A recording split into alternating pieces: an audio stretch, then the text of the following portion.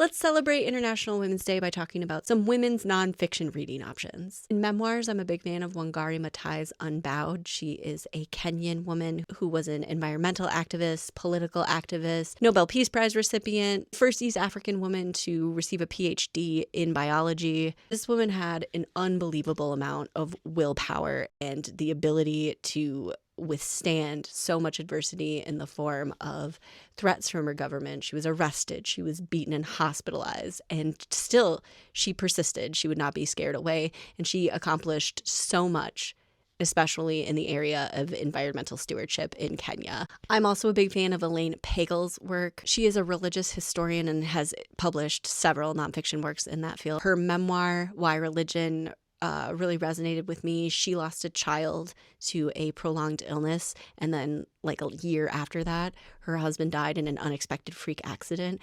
And I love the discussion she has more generally about spirituality. Like she discusses religion in a very academic sense, but acknowledges the importance that spirituality has in surviving trauma and personal loss. And if you're a person that has suffered this kind of loss or grief in life, I think it'll really resonate.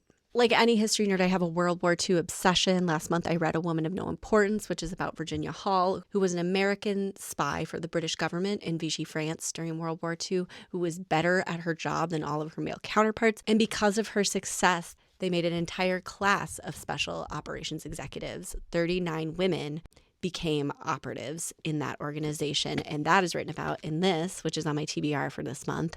D-Day Girls is about 3 of the 39 women who were in that class and their role in establishing like resistance guerrilla groups in Vichy, France leading up to D-Day, so that when the Allied forces landed, these groups would blow up bridges and disrupt German supply lines, cause general chaos that would distract the Germans from being able to get more forces to Normandy. So I'm really excited to explore that. Other books on the TBR for this month, I'm trying to read more memoirs this year, and I'd like to take on Fetishized by Kayla Yu. She's a model, actress, and musician who is exploring the fetishization of Asian women, particularly within Western culture. I do actually have a personal interest in this because my grandmother came over in 1945 as part of the War Bride Act. She was a Filipino war bride, and I know she had to do some things she wasn't too proud of. So I'm excited to read and gain some more context on that particular perspective.